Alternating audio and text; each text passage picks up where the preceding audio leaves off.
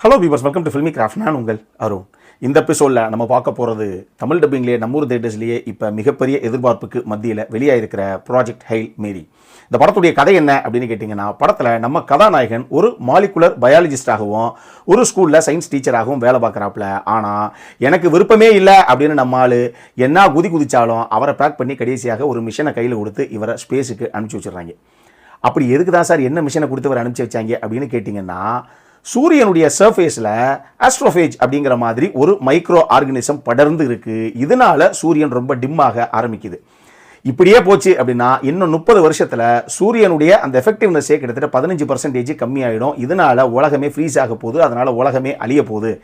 இப்படிங்கிற ஒரு விஷயத்தை சயின்டிஸ்ட் எல்லாரும் முன்னாடியே கண்டுபிடிக்கிறாங்க. இதை மட்டும் கண்டுபிடிக்கல, ஏங்க அங்கே சூரியன் மட்டும் இல்லை, கூட இருக்கக்கூடிய எல்லா ஸ்டார்ஸுமே இதே மாதிரி டிம் ஆகிக்கிட்டு போகுது. ஆனால் டாசிட்டி அப்படிங்கிற ஒரே ஒரு ஸ்டார் மட்டும் இன்னமும் அதே அளவுக்கு பிரைட்டாகவே இருக்குது, டிம் ஆகலை. ஒன்று அங்கே ஸ்டார்ஸ் எல்லாமே டிம் ஆகிடுச்சு அப்படின்னா அதுவும் ஆகணும்ல. அப்போ அது மட்டும் ஆகலை அப்படின்னா இந்த ஆஸ்ட்ரோஃபேஜுங்கிற மைக்ரோ ஆர்கனிசத்துடைய ஜம்பம் செல்லுபடி ஆகாதுங்கிற மாதிரி அந்த ஸ்டாரில் மட்டும் ஏதோ ஒரு விஷயம் இருக்குது. அது என்னங்கிறத கண்டுபிடிக்கணும். அதை வச்சாது நம்ம உலகத்தை காப்பாற்றணும் அப்படிங்கிற ஒரு முயற்சியில் இங்கே இருக்கக்கூடிய சயின்டிஸ்ட் இறங்குறாங்க. இதுக்காகத்தான் வேண்டா வெறுப்பா பிள்ளைய பத்து காண்டாமிருகன் பேர் வச்ச கதையா நான் போகமாட்டேன் அப்படின்னு புடிவாதம் பண்ணால் கூட நம்ம ஹீரோவை பேக் பண்ணி ஸ்பேஸுக்கு அனுப்பிச்சி வச்சிடறாங்க. நீங்கள் அந்த டாசிட்டிக்கு போகிறீங்க, அங்கே என்ன இருக்குது, எதனால அது மட்டும் இன்னும் டல் ஆகலைங்கிறத கண்டுபிடிக்கிறீங்க, அதை அனலைஸ் பண்ணி அதனுடைய ரிசல்ட்ஸ் அங்கேருந்து எனக்கு அனுப்பி வைக்கிறீங்க அப்படின்னு கீழே இருந்து சொல்லி அனுப்பி வைக்கிறாங்க. ஆனாலும் இது ஒரு ஒன் வே ட்ராவல் தான், கிட்டத்தட்ட ஒரு சூசைட் அட்டெம்ப்ட் தான். ஏன்னா போகத்தான் முடியுமே தவிர திருப்பி வர்றதுக்கெல்லாம் சாத்தியமே கிடையாது. இது தெரிஞ்சுதான் ஹீரோ போக மாட்டேங்கிறாரு, வழுக்க டைமாக அனுப்பிச்சி வச்சிடறாங்க. இதுக்கப்புறம் ஹீரோ தான் கையில் எடுத்த அந்த மிஷனை வெற்றிகரமாக முடிச்சாரா இல்லையா அப்படிங்கிறது தான் இந்த படத்துடைய மொத்த கதையை. இந்த படத்தை பொறுத்தளவுக்கு ஆண்டி வியர் அப்படிங்கிற ஒரு நாவலிஸ்ட் 2011 த மார்ஷியன் அப்படின்னு சொல்லி ஒரு நாவலை எழுதினார். அந்த நாவலை தழுவிதான் 2015 வெளியான த மார்ஷியன் அப்படிங்கிற அந்த படம். தானே தலைவன் ரிட்லி ஸ்காட் டைரக்ட் பண்ண ஒரு படம். சும்மா வேற மாதிரி சம்பவம், மேட் டேமன்லாம் பிச்சு படம் எடுத்துருப்பாப்ல. அந்த மாதிரி ஒரு படம் அது. நம்ம சைட்லேயே விமர்சனம் பண்ணி ஹைலி ரெக்கமெண்ட் கொடுத்த படம். இது வரைக்கும் நீங்கள் கேள்விப்படல பார்க்கல அப்படின்னா தயவு செஞ்சு அதை பார்த்து முடிச்சிருங்க. அந்த ஆண்டிவேர் இருக்கார் இல்லையா நாவலாசிரியர், அவர் திருப்பியும் 2021 ப்ராஜெக்ட் ஹெயில் மேரி அப்படின்னு சொல்லி ஒரு நாவலை எழுதினாரு. அந்த நாவலை தழுவிதான் இப்போ இந்த படத்தை 2 இயக்குனர்கள் சேர்ந்து எடுத்திருக்காங்க. ஒருத்தர் ஃபில் லார்ட், இன்னொருத்தர் கிறிஸ்டோபர் மில்லர். இந்த 2 பேரும் சேர்ந்து எடுத்த ஒரு படம் தான் இது. இந்த 2 பேரும் சேர்ந்து இதுக்கு முன்னாடியே 2009 Cloudy with Chance of Meatballs அப்படின்னு ஒரு அட்டகாசமான அனிமேட்டட் பிளாக் பஸ்டர் படத்தை கொடுத்தாங்க. வேற மாதிரி ஒரு சம்பவம் அந்த அனிமேட்டட் படமும். அதுவுமே இது வரைக்கும் பார்க்குறேன்னா பார்த்துருங்க. அதனாலேயே எனக்கு இந்த படம் பார்க்கும்போது அவங்களுடைய இன்னொரு படம் அப்படிங்கும்போது சரி எப்படி இருக்குன்னு பார்க்கலாம் அப்படிங்கிற ஒரு ஆர்வம் எனக்குள்ள இருக்கத்தான் செஞ்சது. இந்த படத்தை பொறுத்தளவுக்கு இது ஒரு மினிமலிஸ்டிக் ஃபிலிம் தான். அதாவது கிட்டத்தட்ட ஒரு 5-6 கதாபாத்திரங்களை தான் பெருசாக காமிப்பாங்க. அதிகபட்சமாக உள்ள வரக்கூடிய கதாபாத்திரங்கள் அவ்வளோதான் இருக்கும். இதுலையும் கிட்டத்தட்ட 85-90% இந்த படத்துக்குள்ள 2 கதாபாத்திரங்கள் தான் இருப்பாங்க. ஒன்று நம்ம ஹீரோ, இன்னொன்று ராக்கி அப்படின்னு சொல்லி ஒரு ஏலியன் கதாபாத்திரம் ஒன்று சித்தரிக்கப்பட்டிருக்கோம். இந்த 2 பேர் தான் 90% ஆஃப் ஸ்க்ரீன் ஸ்பேஸ் அவங்களுக்கு தான்.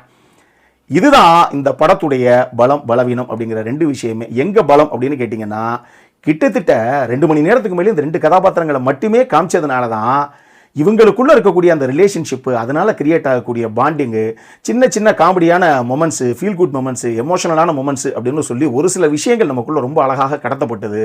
நம்ம அந்த படம் முடியும் போது அந்த ஒரு எமோஷனலான ஒரு மொமெண்ட்டை ஃபீல் பண்ண முடிஞ்சது, அந்த ஒரு ஃபீல் நமக்கு கிடைச்சது அப்படின்னா அது இதனால தான். இதுதான் இதனுடைய மிகப்பெரிய பலம். அதுலேயும் குறிப்பாக இந்த 2 கேரக்டர்ஸும் ஹக் பண்ணுற மாதிரி ஒரு 2-3 சீக்வன்ஸ் இருக்கும். அட்டகாசமான மொமெண்ட்ஸ் இது எல்லாமே. இது சாத்தியமானது இதனால தான். ஆனால் இதுவே இந்த படத்துக்கு பாதகமாகவும் ஒரு சில இடங்கள் அமைஞ்சிருக்கு. அது எங்கங்கிறது நான் உங்களுக்கு பின்னாடி சொல்கிறேன்.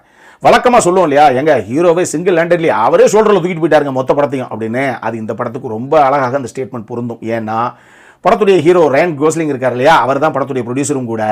அவர் கிட்டத்தட்ட படம் ஆரம்பிச்சு ஒரு 3/4 மணி நேரம் 1 மணி நேரத்துக்கெல்லாம் அவர் மட்டுமே தனியாக பேசிட்டு இருப்பாப்ல. யார் பெத்த புள்ளியோ இது, யாரும் இல்லாத கடைக்கு யார் டீ ஆத்திக்கிட்டு இருக்கு அப்படிங்கிற கதையா அவர் மட்டுமே தனியாகவே பேசிட்டு இருப்பாப்ல. அதுக்கப்புறம் தான் அந்த ராக்கிங்கிற அந்த ஏலியன் கேரக்டர் உள்ள வரும். இந்த முதல் டைம்லாம் இருக்கு இல்லையா, இதெல்லாம் முடிஞ்ச அளவுக்கு எப்படியாவது ஹோல்ட் பண்ணும் அப்படின்னு பெர்ஃபார்மன்ஸில் ட்ரை பண்ணியிருப்பார். பெர்ஃபார்மன்ஸை பொறுத்தவரைக்கும் ரொம்ப அழகாக ரயன் கோஸ்லிங் சூப்பராக கொண்டு வந்தார். ஜேம்ஸ் ஆர்டிஸ் அப்படிங்கிற நபர் தான் அந்த ராக்கிங்கிற அந்த ஏலியன் கதாபாத்திரத்துக்கு குரல் கொடுத்த நபர். ரொம்ப உயிர்ப்பாக இருந்தது அந்த குரல், ரொம்ப சூப்பராக பண்ணியிருந்தாரோ அவரும்.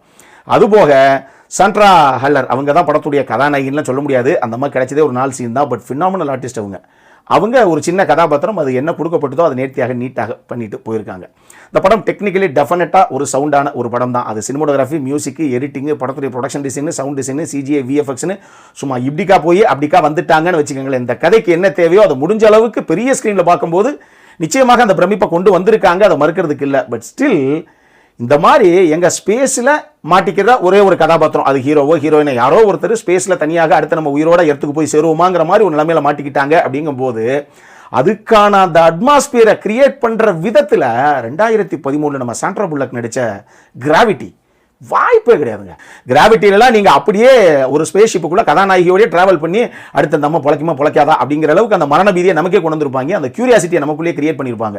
அப்படி ஒரு சம்பவம் அது. அந்த இம்பேக்டை இந்த படத்தால் பெருசாக விட முடியலையோங்கிற மாதிரி எனக்கு ஒரு ஃபீல் ஒன்று வரத்தான் செஞ்சது ஒரு பக்கம். இதெல்லாம் போக அந்த படத்துடைய ஒரு சில சீக்வன்ஸ், ஒரு சில சீன்ஸ் ரொம்ப அழகாக பண்ணியிருந்தாங்க. உதாரணத்துக்கு அந்த ராக்கிங்கிற அந்த ஏலியனு கதாநாயகன் கிட்ட ஒரு தருணத்தில் கேட்கும், அதாவது சொல்லும், you are the bravest human I have எவர் மெட் அப்படிங்கும். உன்னை ஹீரோ திருதுன்னு அதை பார்ப்பார். நோப், தட்ஸ் அ ஜோக், ஐ மெட் only one human and that's you அப்படிங்கும். அந்த சீன்லாம் செம்ம க்யூட்டான ஒரு சீனு. அதே மாதிரியே ஒரு பர்டிகுலர் சீக்வன்ஸில் ஹீரோ வந்து ஒரு முக்கியமான கால் எடுக்க வேண்டிய ஒரு தருணம். அந்த சீனில் பயங்கர எமோஷனலாக சூப்பராக ஒர்க் அவுட் ஆச்சு எனக்கு. அது என்னங்கிறத நான் இங்கே சொல்ல, நீங்கள் படம் பார்த்தே தெரிஞ்சுக்கோங்க. இந்த மாதிரி ஒரு சில விஷயங்கள் இந்த படத்தில் நல்லா ஒர்க் அவுட் ஆன விஷயங்களும் இருக்குது. இன்னொரு பக்கம் இந்த படத்தில் என்னதான் சார் பிரச்சனை அப்படின்னு கேட்டிங்கன்னா, நான் சொன்ன மாதிரி இது இந்த மினிமலிஸ்டிக் ஃபிலிமாக இவங்க பண்ணதுனால படத்துடைய முதல் 3/4 மணி நேரத்துலேருந்து 1 மணி நேரம் ஹீரோ தனியாகவே டீ ஆற்றிக்கிட்டு தனியாகவே பேசிகிட்டு இருந்ததுனால பயங்கரமாக ஸ்ட்ரெச் பண்ணிட்டாங்க. ஈவன் மொத்தமாகவே அந்த படம் 2 மணி நேரம் 36 நிமிஷம் தான் ஓடுது. இருந்தாலுமே இவங்க எடுத்துக்கிட்ட இந்த கதைக்கு இவங்க எடுத்துக்கிட்ட இந்த டியூரேஷனுங்கிறது ரொம்ப ரொம்ப ஜாஸ்தி அப்படிங்கிற மாதிரி தான் எனக்கு ஒரு ஃபீல் வந்துச்சு.